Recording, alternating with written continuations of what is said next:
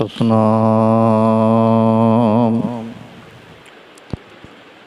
श्री वाहिगुरु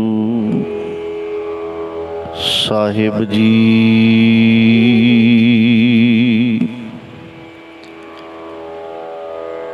डंडौत बंदन अनक बार, सर्ब कला समरथ डोलन ते राखो प्रभु, नानक दे कर हाथ। वाहिगुरु जी का खालसा, वाहिगुरु जी की फतेह। परम सन्मानयोग सतगुरु सच्चे पातशाह जी की साजी ਅਤੇ ਨਵਾਜੀ ਹੋਈ ਗੁਰੂ ਰੂਪ ਗੁਰੂ ਖਾਲਸਾ ਸਾਧ ਸੰਗਤ ਜੀ, ਆਓ ਬੜੇ ਪ੍ਰੇਮ ਅਤੇ ਇਕਾਗਰਤਾ ਦੇ ਨਾਲ ਗੁਰੂ ਚਰਨਾਂ ਨਾਲ ਜੁੜਨਾ ਕਰੀਏ। ਸਤਿਗੁਰੂ ਸਾਹਿਬ ਜੀ ਬਚਨ ਕਰਦੇ ਨੇ, ਸੰਤਨ ਅਵਰ ਨਾ ਕਾਹੂ ਜਾਨੀ। ਟੋਡੀ ਰਾਗ ਦੇ ਅੰਦਰ ਪੰਜਵੇਂ ਪਾਤਸ਼ਾਹ ਸਾਹਿਬ ਸ਼੍ਰੀ ਗੁਰੂ ਅਰਜਨ ਦੇਵ ਸਾਹਿਬ ਮਹਾਰਾਜ ਜੀ ਦਾ ਬਚਨ ਹੈ। ਸੰਤ ਜਨ संत कह लईए, दरवेश कह लईए, फकीर कह लईए, क्योंकि फकीर है जिहड़ा, इनू आम करके संसारी लोग इह दृष्टि नाल वेखदे ने कि लो जी जिहड़ा बूहे अगे किसी दे प्रशादा पानी जां कुछ लोड़ दी चीज़ मंगदा है फिरदा है, शायद वो फकीर है। एक तरसयोग जी हालत बना के पेश करना। इसे करके महाराज ने ਜਦੋਂ ਸੰਸਾਰ ਦੇ ਵਿੱਚ ਇਹ ਪ੍ਰਚਲਿਤ ਹੋ ਗਿਆ ਤੇ ਮਹਾਰਾਜ ਨੇ ਫਿਰ ਬਚਨ ਉਚਾਰਿਆ, ਕਹਿੰਦੇ ਜਿਨ ਕੈ ਪੱਲੇ ਧਨ ਵਸੈ, ਜਿਨ੍ਹਾਂ ਦੇ ਪੱਲੇ ਕੇਵਲ ਸੰਸਾਰ ਦਾ ਧਨ ਹੈ, ਨਾਮ ਨਹੀਂ, ਬੰਦਗੀ ਨਹੀਂ, ਸੇਵਾ ਨਹੀਂ, ਉਹ ਤੇ ਖਾਲੀ ਭਾਂਡੇ ਨੇ। ਤਿਨਕਾ ਨੌ ਫਕੀਰ, ਉਹ ਤੇ ਵਿਚਾਰੇ ਫਕੀਰ ਨੇ। ਉਹ ਫਕੀਰ ਨੇ ਜਿਹੜੇ ਵਿਚਾਰੇ ਸੰਸਾਰ ਦੀ ਨਿਗਾਹ ਵਿੱਚ ਵਿਚਾਰੇ ਫਕੀਰ ਨੇ। जिन कै हिरदै तू बसै, ਜਿਹੜੇ ਮੇਰੀ ਨਿਗਾਹ ਵਿੱਚ ਫਕੀਰ ਨੇ। ਜਿਹੋ ਜਿਹੇ ਫਕੀਰਾਂ ਨੂੰ ਮੈਂ ਚਾਹੁੰਦਾ ਵੀ ਫਕੀਰ ਕਿਹੋ ਜਿਹਾ ਹੁੰਦਾ, ਮਹਾਰਾਜ ਕਹਿੰਦੇ ਤੇ ਨਰ ਗੁਣੀ ਗਹੀਰ, ਉਹ ਤਾਂ ਗੁਣਾਂ ਦੇ ਭਰੇ ਹੋਏ ਖਜ਼ਾਨੇ ਜਾਣੇ, ਉਹਨਾਂ ਕੋਲ ਤੇ ਗੁਣ ਨੇ। ਜਿਹੜਾ ਫਕੀਰ ਹੈ ਅਸਲ ਵਿੱਚ ਉਹੀ ਅਮੀਰ ਹੈ।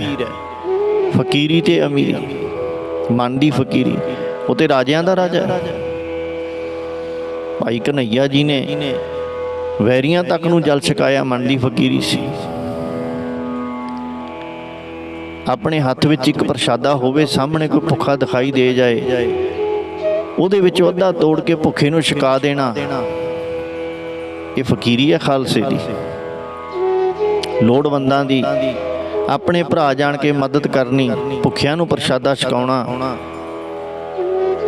ਔਖੇ ਸਮੇਂ ਵਿੱਚ, ਔਖੀ ਘੜੀ ਵਿੱਚ ਬਾਂਹ ਫੜਨੀ, ਇਹ ਫਕੀਰੀ ਹੈ, ਇਹ ਬਾਦਸ਼ਾਹੀ ਹੈ ਖਾਲਸੇ ਦੀ। ਐਸਾ ਫਕੀਰ ਬਣਾਇਆ ਗੁਰੂ ਸਾਹਿਬ ਨੇ। ਮਹਾਰਾਜ ਨੇ ਅੰਦਰ ਦੇ ਫਕੀਰ ਬਣਾਇਆ, ਬਾਹਰਲੇ ਭੇਖ ਦਾ ਨਾਂ ਫਕੀਰੀ ਨਹੀਂ। ਤੇ ਗੁਰੂ ਪਿਆਰਿਓ, ਜਦੋਂ ਮਨ ਫਕੀਰ ਹੋ ਜਾਂਦਾ ਹੈ ਨਾ, ਉਦੋਂ ਫਿਰ ਸੰਸਾਰ ਦੇ ਰਸਾਂ ਨਾਲੋਂ ਇਹ ਟੁੱਟ ਜਾਂਦਾ ਹੈ। ਇੱਕ ਰਸ ਨਾਲ ਜੁੜ ਜਾਂਦਾ, ਉਹ ਸੱਚਾ ਰਸ ਹੈ ਨਾਮ ਦਾ। ਜਦੋਂ ਨਾਮ ਦਾ ਰਸ ਪੀਂਦਾ, ਫਿਰ ਅੰਦਰਲਾ ਜਿਹੜਾ ਸੂਖਮ ਸਰੀਰ ਹੈ, ਮਨ ਹੈ ਜਿਹੜਾ, ਇਹ ਇੱਕ ਸੂਖਮ ਸਰੀਰ ਹੈ। ਜਿਹੜਾ ਬਾਹਰਲਾ ਇਹ ਅਸਥੂਲ ਸਰੀਰ ਹੈ, ਇਹਦਾ ਫਿਰ ਇਹਦੇ ਨਾਲੋਂ ਸੰਬੰਧ ਟੁੱਟ ਜਾਂਦਾ ਹੈ। ਇਹ ਅਸਥੂਲ ਸਰੀਰ ਨੂੰ ਛੱਡ ਕੇ ਜਿੱਥੇ ਜੀ ਚਾਹੇ ਉਡਾਰੀ ਮਾਰ ਕੇ ਜਾ ਆ ਸਕਦਾ ਹੈ। ਐਸੀ ਅਵਸਥਾ ਤੱਕ ਪਹੁੰਚ ਜਾਂਦਾ ਹੈ। ਮਨ ਤੂੰ ਜੋਤ ਸਰੂਪ ਹੈ, ਆਪਣਾ ਮੂਲ ਪਛਾਣ। ਪਰਮੇਸ਼ਰ ਦੀ ਰੂਪ ਹੈ, ਰੱਬ ਦਾ ਰੂਪ ਹੈ, ਰੱਬ ਕਿਤੇ ਵੀ ਆ ਜਾ ਸਕਦਾ ਹੈ। 84 ਲੱਖ ਜੂਨ ਦੇ ਵਿੱਚ ਇੱਕ ਇਨਸਾਨ ਹੈ ਜਿਹਨੂੰ ਖੁਦਾ ਹੋਣ ਦਾ ਮਾਣ ਪਰਮੇਸ਼ਰ ਨੇ ਬਖਸ਼ਿਆ। ਪਸ਼ੂ ਪੰਛੀਆਂ ਦਾ ਭਵਿੱਖ, ਮਨੁੱਖ ਬਣਨ ਤੱਕ ਦਾ ਸਫ਼ਰ ਤੈਅ ਕਰਨਾ, ਪੇੜ ਪੌਦੇ ਬਨਸਪਤੀ ਦਾ ਭਵਿੱਖ, ਪਸ਼ੂ ਪੰਛੀ ਬਣਨਾ, ਪੱਥਰਾਂ ਦਾ ਭਵਿੱਖ ਬਨਸਪਤੀ ਬਣਨਾ। 184 ਜੋਨ ਸਵਾਈ, ਮਾਨਸ ਕੋ ਪ੍ਰਭ ਦੀ ਵਡਿਆਈ। ਇਸ ਪੌੜੀ ਤੇ ਜੋ ਨਰ ਚੁੱਕੈ, ਤੇ ਆਏ ਜਾਏ ਦੁੱਖ ਪਾਏਂਦਾ। ਇਹ ਅਵਸਥਾ ਹੈ ਅੰਦਰ ਦੀ। ਜਦੋਂ ਨਾਮ ਦੇ ਅਭਿਆਸੀ, ਬੰਦਗੀ ਦੇ ਅਭਿਆਸੀ ਆਪਣੇ ਸੂਖਸ਼ਮ ਸਰੀਰ ਨੂੰ ਅਸਥੂਲ ਸਰੀਰ ਤੋਂ ਪਰੇ ਕਰ ਲੈਂਦੇ ਨੇ, ਬੇਪਰਵਾਹ ਹੋ ਜਾਂਦੇ ਨੇ, ਬੇਡਰ ਹੋ ਜਾਂਦੇ ਨੇ। ਉਹ ਸੱਚੀ ਫਕੀਰੀ ਦੇ ਮਾਲਕ ਸਨ ਗੁਰੂ ਨਾਨਕ ਸਾਹਿਬ, ਜਿਨ੍ਹਾਂ ਨੇ ਬੇਪਰਵਾਹ ਹੋ ਕੇ ਬਾਬਰ ਦਾ ਜ਼ਬਰ ਵੇਖ ਕੇ ਉਹਦੀਆਂ ਅੱਖਾਂ ਵਿੱਚ ਅੱਖਾਂ ਪਾ ਕੇ ਕਹਿ ਦਿੱਤਾ ਕਿ ਬਾਬਰ ਤੂੰ ਬਾਬਰ ਨਹੀਂ ਜਾਬਰ ਹੈ। ਜਿਹੜੀਆਂ ਬਾਬਰ ਦੀ ਜੇਲ੍ਹ ਦੇ ਅੰਦਰ ਬੈਠ ਕੇ ਗੁਰੂ ਨਾਨਕ ਸਾਹਿਬ ਦੇ ਹੁੰਦਿਆਂ ਮਹਾਰਾਜ ਦੀ ਰਹਿਨੁਮਾਈ ਵਿੱਚ ਚੱਕੀਆਂ ਆਪਣੇ ਆਪ ਚੱਲੀਆਂ, ਮਹਾਰਾਜ ਤੇ ਬਾਣੀ ਗਾ ਰਹੇ ਸੀ।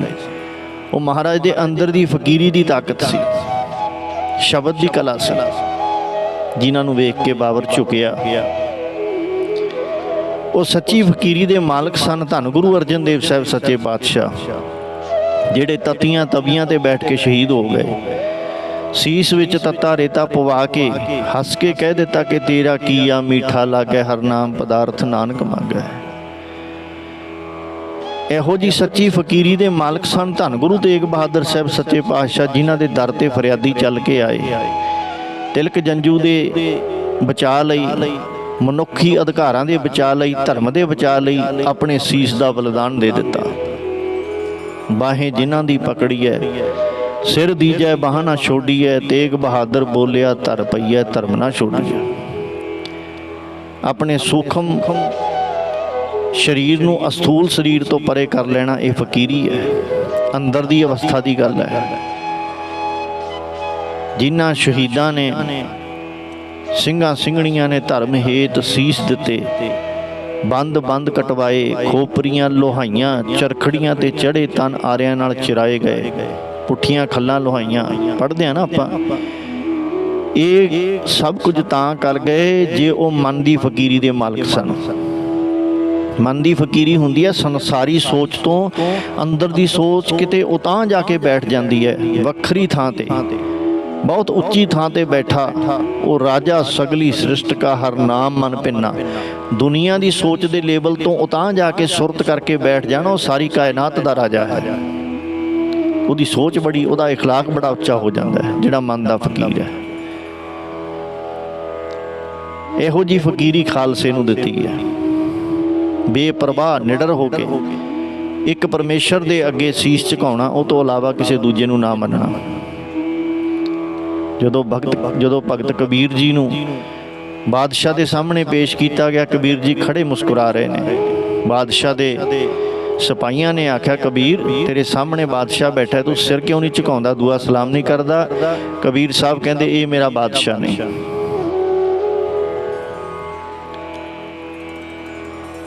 ਮੇਰਾ ਬਾਦਸ਼ਾਹ ਤੇ ਹਮਰੋ ਭਰਤਾ ਰਾਮ ਸਨੇਹੀ। ਉਹ ਰਾਮ ਹੈ ਜਿਹਦੇ ਅੱਗੇ ਮੈਂ ਸੀਸ ਝੁਕਾਉਂਦਾ ਹਾਂ। ਇਹ ਬੇਪਰਵਾਹੀ ਹੈ। ਫਿਰ ਬਾਦਸ਼ਾਹ ਨੇ ਕਿੰਨੇ ਤਸ਼ੱਦਦ ਢਾਏ, ਮਸਤ ਹਾਥੀ ਅੱਗੇ ਸੁੱਟਿਆ ਗਿਆ, ਜਲ ਅਗਨੀ ਵਿੱਚ ਘੱਤਿਆ। ਜਦੋਂ ਪਾਣੀ ਵਿੱਚ ਡੋਬਣ ਲੱਗੇ, ਹੱਥ ਪੈਰ ਲੋਹੇ ਦੀਆਂ ਬੇੜੀਆਂ ਨਾਲ ਬੰਨ੍ਹ ਕੇ, ਦੇਖੋ ਗੰਗਾ ਦੇ ਜਲ ਵਿੱਚ ਸੁੱਟਿਆ। ਗੰਗਾ ਕੀ ਲਹਿਰ ਮੇਰੀ ਟੂਟੀ ਜੰਜ਼ੀਰ, ਮ੍ਰਿਗਸ਼ਾਲਾ ਪਰ ਬੈਠੇ ਕਬੀਰ। ਨਹੀਂ ਡੁੱਬੇ, ਨਾਮ ਦੇ ਸਹਾਰੇ ਤਰ ਗਏ। ਇੱਕ ਮਹਾਂਪੁਰਸ਼ ਦੀ ਅੰਦਰ ਦੀ ਅਵਸਥਾ ਹੈ। ਬਾਦਸ਼ਾਹ ਦਰਵੇਸ਼ ਗੁਰੂ ਗੋਬਿੰਦ ਸਿੰਘ ਬਾਦਸ਼ਾਹ ਦੇ ਬਾਦਸ਼ਾਹ ਤੇ ਦਰਵੇਸ਼ਾਂ ਦੇ ਦਰਵੇਸ਼ ਸੀ। ਜੇ ਬਾਦਸ਼ਾਹੀ ਸੀ ਤਾਂ ਦਰਵੇਸ਼ ਪੁਣਾ ਵੀ ਬਹੁਤ ਸੀ। ਆਪਣੇ ਖਾਲਸੇ ਉੱਤੋਂ ਦੀ ਆਪਣਾ ਸਭ ਕੁਝ ਵਾਰ ਦਿੱਤਾ, ਆਪਣੇ ਖਜ਼ਾਨੇ ਵੀ ਕੁਰਬਾਨ ਕਰ ਦਿੱਤੇ। ਸਾਰਾ ਖਜ਼ਾਨਾ ਸਰਸਾ ਵਿੱਚ ਰੋੜ ਦਿੱਤਾ, ਚਾਰੇ ਲਾਲ ਸਾਰਾ ਪਰਿਵਾਰ ਆਪਣੇ ਖਾਲਸੇ ਉੱਤੋਂ ਦੀ ਵਾਰ ਦਿੱਤਾ। ਇਹ ਹੈ ਫਕੀਰੀ। ਇਹੋ ਜੀ ਫਕੀਰੀ ਦੇ ਮਾਲਕ ਸਨ ਧੰਨ ਗੁਰੂ ਕਲਗੀਧਰ ਪਾਤਸ਼ਾਹ। ਜਦੋਂ ਕਿਸੇ ਜ਼ਾਲਮ ਦੇ ਨਾਲ ਲੜਦੇ ਸੀ, ਜ਼ਾਲਮ ਮੁਗਲਾਂ ਦੇ ਨਾਲ ਲੜਦੇ ਸੀ, ਜਦੋਂ ਗੁਰੂ ਪਿਆਰਿਓ ਧੰਨ ਗੁਰੂ ਗੋਬਿੰਦ ਸਿੰਘ ਸਾਹਿਬ ਮਹਾਰਾਜ ਜ਼ਾਲਮ ਮੁਗਲਾਂ ਦੇ ਨਾਲ ਲੜਦੇ ਸੀ, ਪਾਤਸ਼ਾਹ ਦੇ ਤੀਰ ਨੂੰ 1.25 ਤੋਲਾ ਸੋਨਾ ਲੱਗਿਆ ਹੁੰਦਾ ਸੀ, ਤਾਂ ਕਿ ਜਿਸ ਮੁਗਲ ਦਾ ਅੰਤ ਕਰਦੇ ਸੀ, ਉਹਦੇ ਕਿਰਿਆਕਰਮ ਵਾਸਤੇ, ਉਹਦੇ ਪਰਿਵਾਰ ਦੇ ਗੁਜ਼ਾਰੇ ਜੋਗੀ ਮਾਇਆ ਉਹ ਸੋਨਾ ਵੇਚ ਕੇ ਉਹਨਾਂ ਦੇ ਕੰਮ ਆ ਸਕੇ।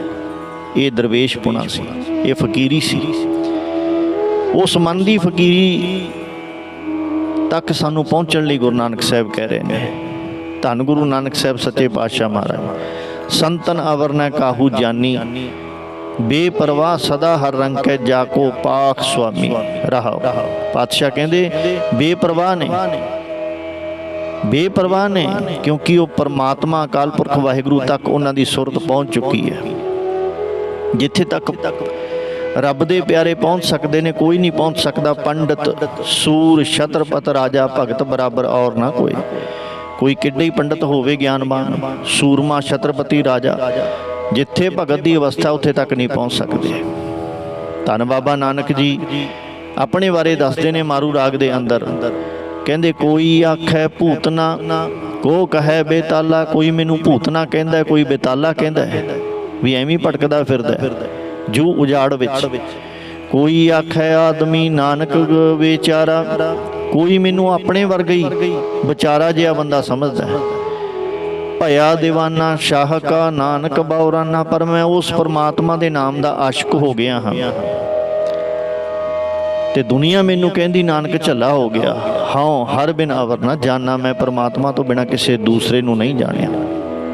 ਸੋਚ ਕੇ ਵੇਖੋ, ਕਿਸੇ ਸ਼ਖਸ ਦੇ ਮਗਰ 10 ਲੱਖ ਬੰਦਾ ਪਿਆ ਹੋਵੇ ਤੇ ਉਹਨੂੰ ਘਰ ਛੱਡਣਾ ਪੈ ਜੇ, ਤੇ 10 ਲੱਖ ਮੁਗਲ ਫੌਜ ਮਾਰਨ ਤੇ ਆਈ ਹੋਵੇ ਤੇ ਬੰਦੇ ਦਾ ਕੀ ਹਾਲ ਹੋਏਗਾ?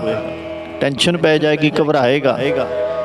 ਧੰਨ ਗੁਰੂ ਗੋਬਿੰਦ ਸਿੰਘ ਸਾਹਿਬ ਮਹਾਰਾਜ ਨੇ ਆਨੰਦਪੁਰ ਸਾਹਿਬ ਦਾ ਕਿਲ੍ਹਾ ਖਾਲੀ ਕੀਤਾ, ਸਰਸਾ ਨਦੀ ਦੇ ਕੰਢੇ ਤੇ ਬੈਠ ਕੇ ਆਸਾ ਦੀ ਵਾਰ ਗਾਈ, ਕਿਉਂਕਿ ਬੇਪਰਵਾਹ ਫਕੀਰੀ ਸੀ। ਜਿਹੜੇ ਬੇਪਰਵਾਹ ਫਕੀਰ ਹੁੰਦੇ ਨੇ, ਪਾਤਸ਼ਾਹ ਦੱਸਦੇ ਨੇ, ਕਹਿੰਦੇ ਭੈ ਕਾਹੂ ਕੋ ਦੇਤ ਨਹਿ ਨਹਿ ਭੈ ਮਾਨਤ ਆਨ, ਕਹੋ ਨਾਨਕ ਸੁਨ ਰੇ ਮਨਾ ਗਿਆਨੀ ਤਾਹੇ ਬਖਾਨ। ਅਸਲ ਵਿੱਚ ਗਿਆਨਵਾਨ ਪੁਰਸ਼ ਉਹੀ ਹੈ ਜਿਹੜਾ ਨਾ ਕਿਸੇ ਦਾ ਡਰ ਝੱਲਦਾ, ਨਾ ਕਿਸੇ ਦਾ ਡਰ ਲੈਂਦਾ, ਨਾ ਕਿਸੇ ਨੂੰ ਡਰ ਦਿੰਦਾ। ਇਹ ਅਵਸਥਾ ਗੁਰੂ ਨਾਨਕ ਸਾਹਿਬ ਨੇ ਫਕੀਰਾਂ ਵਾਲੀ ਸਾਡੀ ਝੋਲੀ ਪਾਈ ਹੈ। ਬਾਦਸ਼ਾਹ ਵੀ ਬਣਾਇਆ, ਰਾਜੇ ਵੀ ਬਣਾਇਆ ਤੇ ਦਰਵੇਸ਼ ਵੀ ਬਣਾਇਆ। ਇਸੇ ਕਰਕੇ ਮਨ ਰੱਬ ਦਾ ਰੂਪ ਹੈ। ਮਨ ਤੂੰ ਜੋਤ ਸਰੂਪ ਹੈ, ਆਪਣਾ ਮੂਲ ਪਛਾਣ, ਤੂੰ ਆਪਣੇ ਮੂਲ ਨੂੰ ਪਛਾਣ। ਗੁਰੂ ਰੂਪੀ ਦਰ ਨਾਲ ਜੁੜ, ਗੁਰੂ ਰੂਪੀ ਦਰ ਨਾਲ ਜੁੜੇਗਾ, ਤੇਰੀ ਅੰਦਰ ਦੀ ਅਵਸਥਾ ਬਣੇਗੀ। ਮਨੁੱਖਾ ਜਾਮੇ ਦੇ ਵਿੱਚ ਪਰਮਾਤਮਾ ਨੇ ਤੈਨੂੰ ਰੱਬ ਦਾ ਰੂਪ ਹੋਣ ਦਾ ਮਾਣ ਬਖਸ਼ਿਆ। ਤੂੰ ਬਣ ਪਰਮੇਸ਼ਰ ਦਾ ਰੂਪ। ਹਰ ਕਾ ਸੇਵਕ ਸੋ ਹਰ ਦੇਹਾ, ਭੇਦ ਨਾ ਜਾਣੋ ਮਾਨਸ ਦੇਹਾ, ਤਾਂ ਕਿ ਤੇਰਾ ਦਰ ਤੋਂ ਘਰ ਤੱਕ ਪਹੁੰਚਣ ਦਾ ਸਫ਼ਰ ਤੈਅ ਹੋ ਸਕੇ। ਸੋ ਦਰ ਤੇਰਾ ਕਿਹਾ, ਸੋ ਘਰ ਕਿਹਾ, ਜਿਤ ਬਹਿ ਸਰਬ ਸੰਭਾਲੇ। ਉਸ ਘਰ ਤੱਕ ਤੂੰ ਪਹੁੰਚ ਸਕੇ। ਤਾਈਓ ਗੁਰੂ ਪਾਤਸ਼ਾਹ ਨੇ ਜਦੋਂ ਖੰਡੇ ਬਾਟੇ ਦੇ ਅੰਮ੍ਰਿਤ ਦੀ ਦਾਤ ਬਖਸ਼ੀ, ਖਾਲਸਾ ਸਾਜਿਆ, ਮਹਾਰਾਜ ਨੇ ਕਿਹਾ ਨਾ ਕਿ ਖਾਲਸਾ ਮੇਰੋ ਰੂਪ ਹੈ ਖਾਸ, ਖਾਲਸੇ ਮੈਂ ਹਉ ਕਰੋ ਨਿਵਾਸ। ਬਾਹੋ ਬਾਹੋ ਗੋਬਿੰਦ ਸਿੰਘ ਆਪੇ ਗੁਰ ਚੇਲਾ, ਆਪੇ ਗੁਰ ਚੇਲਾ ਵਾਲੀ ਖੇਡ ਵਰਤਾਈ। ਸੋ ਇਸ ਕਰਕੇ ਪਿਆਰਿਓ, ਇਹ ਮਨ ਦੀ ਫਕੀਰੀ ਸਾਡੀ ਝੋਲੀ ਪਾਈ ਹੈ, ਤੇ ਮਨ ਦੀ ਫਕੀਰੀ ਗੁਰੂ ਪਾਸੋਂ ਪ੍ਰਾਪਤ ਕਰੀਏ, ਤਾਂ ਕਿ ਸਾਡਾ ਲੋਕ ਪਰਲੋਕ ਸੋਹਣਾ ਬਣ ਜਾਏ। ਭੁੱਲਾਂ ਚੁੱਕਾਂ ਦੀ ਖਿਮਾ। ਵਾਹਿਗੁਰੂ ਜੀ ਕਾ ਖਾਲਸਾ, ਵਾਹਿਗੁਰੂ ਜੀ ਕੀ ਫਤਿਹ।